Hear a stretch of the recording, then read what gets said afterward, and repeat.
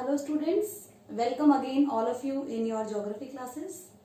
And in our previous video we started a new chapter, that is chapter 2nd of part 2nd, that is structure and physiography. So we already read the Himalayan mountains and today we will continue with the second physiographic division, that Indus, Ganga,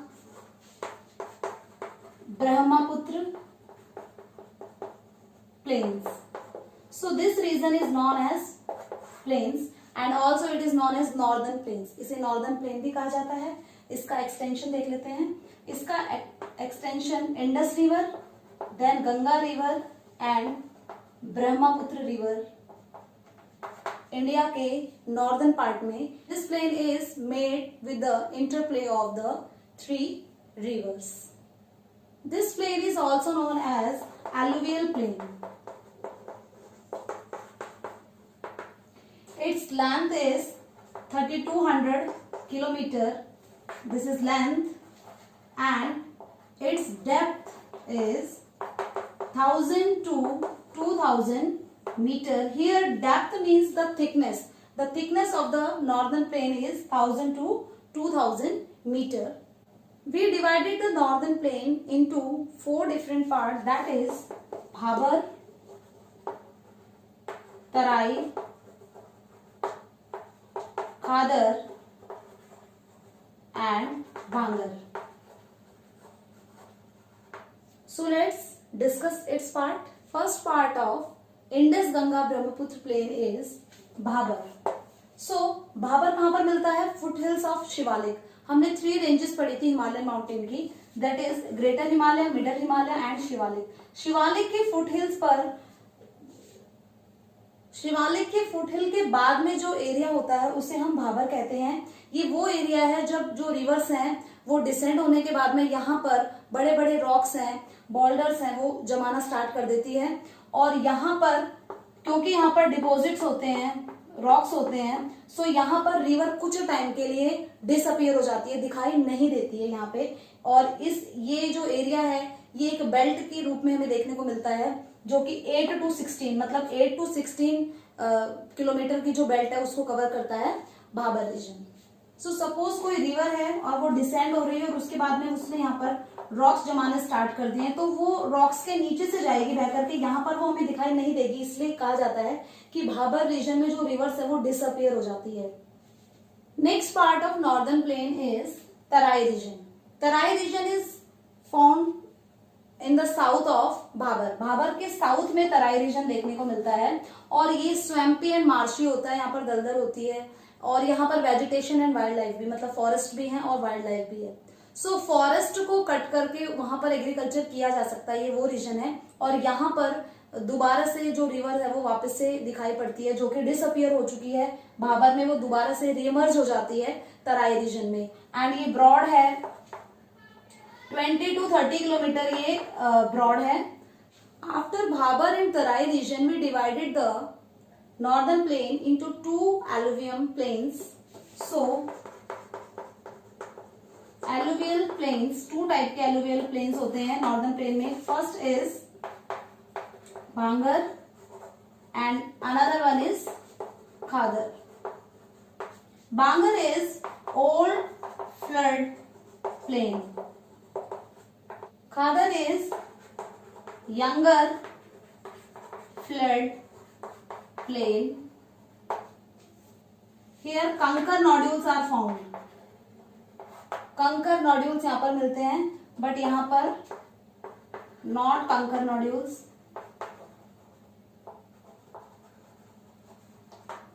and agriculture के लिए most suitable reason है खादर, जबकि जो भांगर है क्योंकि ये old flood plane थे तो अभी यहाँ पर इतनी फर्टिलिटी नहीं है तो एग्रीकल्चर के लिए सुटेबल नहीं है. So this is the division of alluvium plains of northern plane.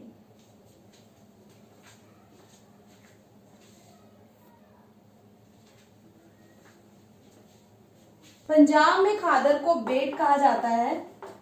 Plane को, जो खादर प्लेन है उनको पंजाब में बेट कहा जाता है, जबकि जो बांगर प्लेन है उसको पंजाब में धाया कहा जाता है.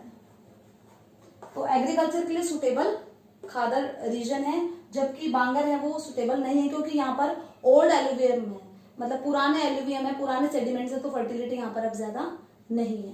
Next characteristics of northern plain is that is Brahmaputra river में एक आइलैंड है, रिवराइन आइलैंड, जिसका नाम है मेजोली, और ये इनहैबिटेड आइलैंड है और ये डिस्ट्रिक्ट भी है अरुणाचल प्रदेश में। एंड ये वर्ल्ड्स लार्जेस्ट रिवराइन आइलैंड है। So all of you know the riverine land means river के बीच में कोई ऐसा लैंडमास जो अलग से ऊपर उठ रहा हो, एक आइलैंड बन रहा हो रिवर के बीच में, उसे रिवराइन आइलैंड कहा जाता है। तो मेजोली है वर्ल्ड का लार्जेस्ट रिवराइन आइलैंड है, इनहैबिटेड है और ये डिस्ट्रिक्ट भी है अरुणाचल प्रदेश की। Now we will discuss another feature of northern plain that is the delta made by the Ganga and Brahmaputra river. All of you know the name of that delta. Ganga Brahmaputra delta world का largest delta बनाती है, सबसे बड़ा delta, that is Sundarban delta, Sundarban delta. And ये West Bengal में बनाती है। Waste Bengal में गंगा एंड ब्रह्मपुत्र दोनों मिलकर के डेल्टा बनाती है, जिसका नाम सुंदरबन डेल्टा है।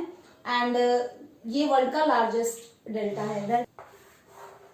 All of you know the what is delta, कि रिवर अपने साथ में बहुत सा सेडिमेंट लाती है और जब सी में वो मर्ज होने लगती है, सी में गिरने से पहले उस सेडिमेंट को वो ट्रायंगुलर शेप में जमा करना स्टार्ट कर देते हैं। इसी जो फॉर्म है इसी स्ट्रक्चर को डेल्टा कहा जाता है। Next physical feature of India is peninsular plateau. So first of all we read about the extension of peninsular plateau, कि इंडिया में पेनिनसुलर प्लेट्यू है वो कहां से कहां तक फैला हुआ है। इसकी जो एवरेज हाइट है वो 150 मीटर है। प्लेट्यू का मतलब यही होता है कि अपने आसपास के एरिया से जो ऊंचा उठा हुआ भाग है उसे हम प्लेट्यू कहते हैं। मतलब वो पूरी तरह से माउंटेन नहीं है, ना ही पूरी तरह से प्लेन है, तो जो बीच का पार्ट होता है उसे हम प्लेट्यू कहते हैं, मतलब ऊंचा उठा हुआ भाग। सो इसका जो एक्सटेंशन है वो वेस्ट में अरावली डेली रिज एंड गिर हिल्स एंड अरावली हिल्स है, या ये वेस्ट में है। उसके बाद में ये पैरेलल चलता है, गंगा ब्रह्मपुत्र प्लेन है उसके पैरेलल जाता है यहाँ से।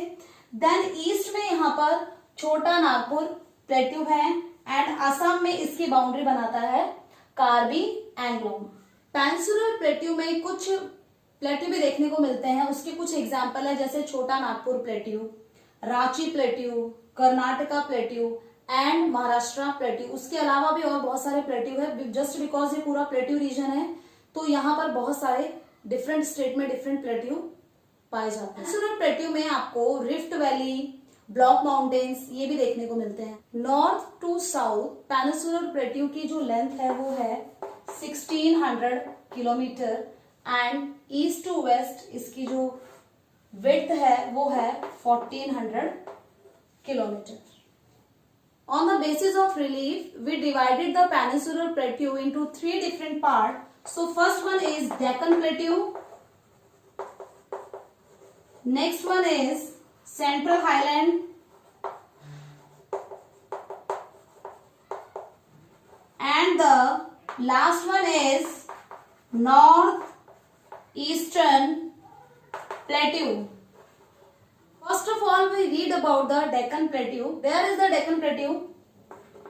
यहाँ पर सतपुड़ा मैकाल हिल्स है एंड यहाँ पर गंगा प्लेन है। तो this portion, this complete part is Deccan plateau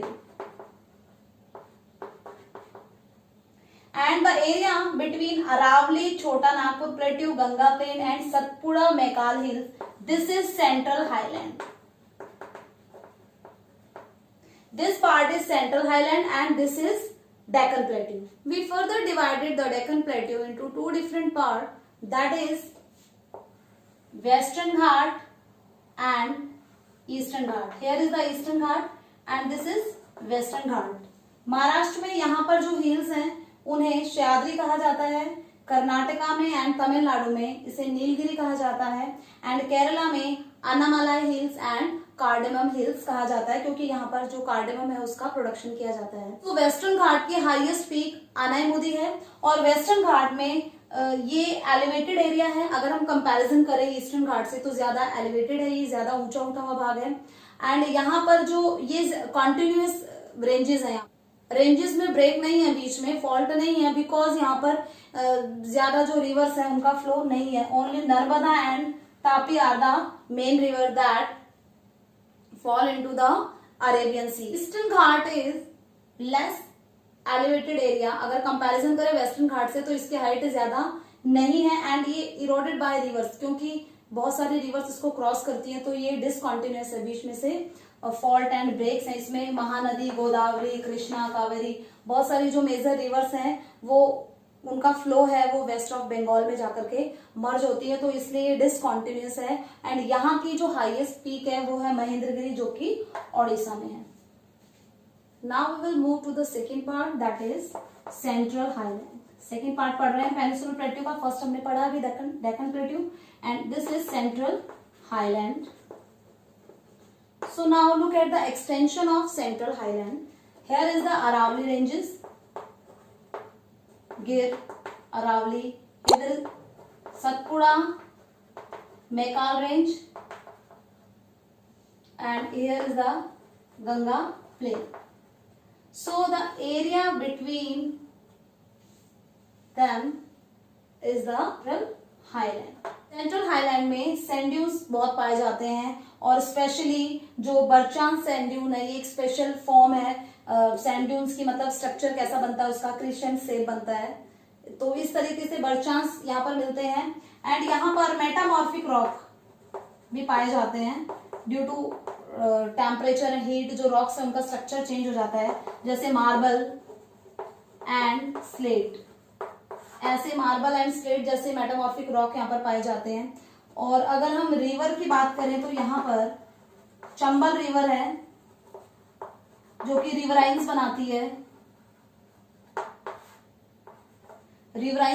है, एंड यहाँ पर एक मेजर रिवर भी है, लूनी रिवर, जो कि अरावली के वेस्ट से ओरिजिनेट होती है, बट गिर में जाकर के, रन ऑफ कच्छ में जाकर के ये डिसअपियर हो जाती है। So Luni is the largest river of Rajasthan, and ये रन ऑफ कच्छ में जाकर के डिसअपियर हो जाती है। We already read the two parts of peninsular plateau, that is Deccan Plateau and Central Highland. Now the last part is north eastern plateau. So look at the map, where is it is? Here is the Rajmahal Hills, and here is the Chota Nagpur Plateau, and here is the big fault, that is Malda Fault. इसे Malda fault कहा जाता है, जो कि divide कर रहा है central highland and Deccan plateau को एंड नॉर्थ ईस्टर्न प्लेट्यू को। जो डिवीजन है उसे मालदा फॉल्ट कहा जाता है, एंड ये जो रीजन है ये है north eastern plateau. Now we will talk about the plateaus that are found in the north eastern plateau region. So first one is Meghalaya plateau. Meghalaya plateau में जो रॉक्स हैं वो इरोडेड हैं। इरोडेड की वजह से ये इन्हें बार रॉक भी कहा जाता है। बार रॉक मीन्स जहां पर हम कोई भी वेजिटेशन है वो नहीं ग्रो कर सकते हैं, क्योंकि उनके इरोजन की वजह से है। उनकी जो टॉप लेयर है, जो फर्टिलिटी है वो बिल्कुल खत्म हो चुकी है। तो यहाँ पर जो प्लेट्यू है वो इरोडेड इतना ज्यादा है कि यहाँ पर कोई भी वेजिटेशन नहीं पाई जाती मेघालय प्लेट्यू में। यहाँ पर जो हिल्स हैं, गारो हिल्स, खासी हिल्स एंड जैंतिया, ये बहुत ज्यादा फेमस है। एंड खासी हिल्स में हाईएस्ट रेनफॉल, वर्ल्ड की हाईएस्ट रेनफॉल पहले चेरापूंजी था, चेरापूंजी, एंड अब उसी के पास में मौसिनरम जो प्लेस है वहां पर वर्ल्ड की हाईएस्ट रेनफॉल होती है। Wettest place of the world जो कि खासी हिल्स है उसमें, उसी के पास में है मौसिनरम। एंड आसाम में भी एक प्लेट्यू पाए जाते हैं, जिन्हें आसाम में कार्बी एंगलोंग प्लेट्यू है, ये फेमस है आसाम में, जो कि पेनिनसुलर प्लेट्यू का ही पार्ट है। So it's all about the peninsular plateau region. Now we will read the next topography of India, that is desert. It is also called as the Indian desert, or you can say that Western desert and Thar desert. Both the terms are same in the context of topography of India. Both the terms are same. So यहाँ पर जो topography है वो अनडुलेटिंग है. Sand dunes यहाँ पर पाए जाते हैं. डिफरेंट लैंड फॉर्म्स में सैंड ड्यून्स सबसे ज्यादा है, जो कि विंड इरोजन, विंड की वजह से जो इरोजन होता है उसकी वजह से ये सैंड ड्यून्स है ये बनते हैं. सैंड ड्यून्स के डिफरेंट टाइप के आपको सैंड ड्यून्स यहाँ पर देखने को मिलेंगे. यहाँ पर रेनफॉल है वो बहुत कम होती है, 150 मिलीमीटर से भी कम बारिश होती है. अगर बारिश कम है तो यहाँ पर वेजिटेशन भी बहुत लो होती है, और जो प्लांट्स होते हैं जैसे कैक्टस है या बुशीज है, ऐसे प्लांट्स ज्यादा देखने को मिलते हैं. एंड ये यहाँ का जो क्लाइमेट है वो एरिड है, मतलब लो रेनफॉल हाई टेम्परेचर, ये ऐसा क्लाइमेट है यहाँ पर. एंड राजस्थान के साउथर्न पार्ट में बहुत सारे, राजस्थान के साउदर्न पार्ट में इधर की साइड में ऑसिस देखने को मिलते हैं. ऑसिस का मतलब होता है वो छोटा सा एरिया जहां पर कोई वाटर बॉडी होती है और उसके पास में थोड़ी ग्रीनरी होती है, थोड़ी सी वेजिटेशन होती है, तो उस पार्ट को ऑसिस कहा जाता है. और अगर हम ओरिएंटेशन की बात करें तो नॉर्थ में this part is the Thar desert. तो नॉर्थ में सिंध की तरफ है ओरिएंटेशन, नॉर्थ में सिंध, एंड साउथ में रन ऑफ कच्छ. रन ऑफ कच्छ में है इसका ओरिएंटेशन, और नॉर्थ में सिंधी की तरफ इसका ओरिएंटेशन है, मतलब इस तरह से ये फैला हुआ है. So students, it's all about for today's session.